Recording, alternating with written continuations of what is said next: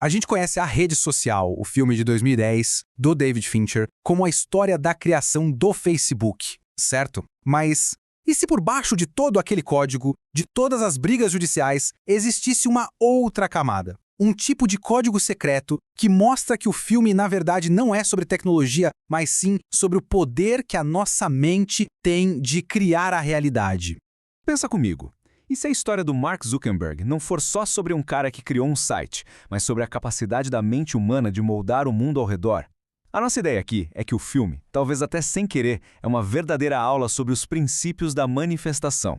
Então, vamos decodificar isso. Por trás de toda a ambição da traição, a gente encontra um paralelo impressionante com um conceito muito antigo, a lei da atração. E aí, a história toda vira uma espécie de parábola moderna, mostrando como uma visão que começou dentro da cabeça de alguém pode se tornar uma realidade global. Mas afinal, o que é a lei da atração? A ideia principal é que a gente não atrai o que a gente fala, mas sim o que a gente é. Nossos pensamentos, e mais importante ainda, os nossos sentimentos, emitem uma frequência, uma vibração. O universo, ou o campo quântico, como alguns chamam, responde a essa frequência e começa a organizar a realidade para combinar com a nossa energia interna. E tudo isso começa com uma intenção clara.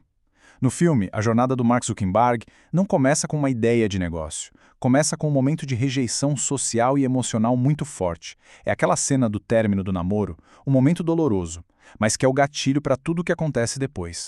E olha, na lei da atração, esses momentos de contraste são essenciais. É a dor da exclusão que força o Mark a definir com uma clareza absurda o que ele realmente quer. Não é só ser aceito, é criar um sistema social completamente novo onde a conexão é a moeda mais valiosa.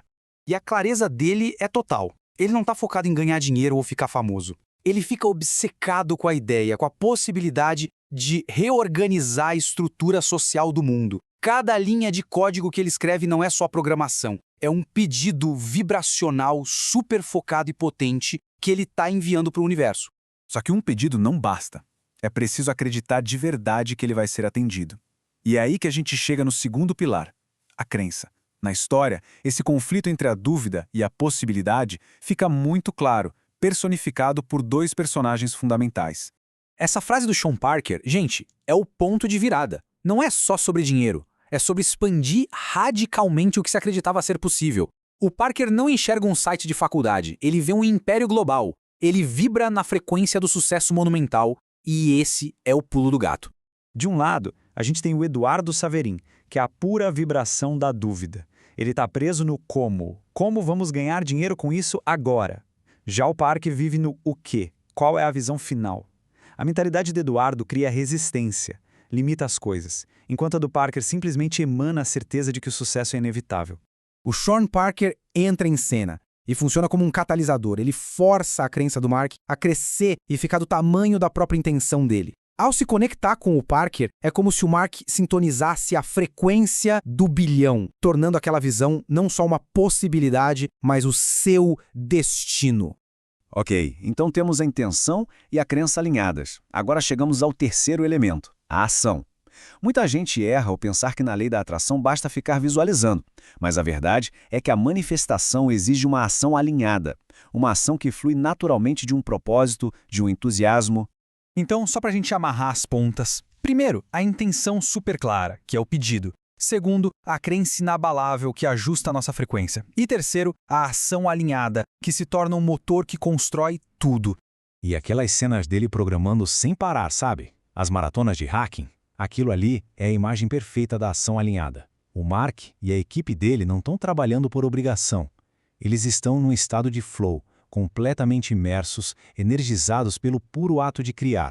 Essa energia do flow é basicamente a frequência emocional mais alta que podemos atingir. É aquele estado em que o tempo parece sumir, o cansaço não chega e a criação acontece quase sem esforço. É nesse estado, movido por um propósito, que a ideia passa para o mundo físico na velocidade máxima. E o que acontece quando todos os elementos se encaixam? Intenção, crença e ação. A manifestação começa a acontecer de verdade. O universo parece conspirar a favor e o resultado se torna visível numa escala gigantesca. Sabe aquelas coisas que parecem pura coincidência? O Sean Parker achar o site do nada, o negócio explodir em outras faculdades, tudo isso pode ser visto como sincronicidade. São os caminhos que o universo arranja para conectar a intenção inicial ao resultado físico e massivo. E o mais genial é que existe um princípio tecnológico, do mundo real, que espelha isso perfeitamente: a lei de Metcalfe. Ela diz que o valor de uma rede cresce exponencialmente a cada novo usuário. É quase como a física da conexão validando a metafísica da manifestação. A visão do Parker não era de $1 milhão, era de 1 bilhão. E o resultado não foi 1.000 usuários, nem 1 milhão. A manifestação final alcançou essa escala monumental, transformando uma ideia que nasceu num dormitório de faculdade num fenômeno global. No fim das contas, aquele crescimento viral do Facebook que a gente vê no filme não é só uma métrica de negócio. É a prova física. É a validação no mundo real de um processo interno que começou com uma intenção focada, foi amplificado por uma crença inabalável e construído através de uma ação completamente alinhada. Sendo assim, a rede social pode ser visto como muito mais do que a história de uma empresa.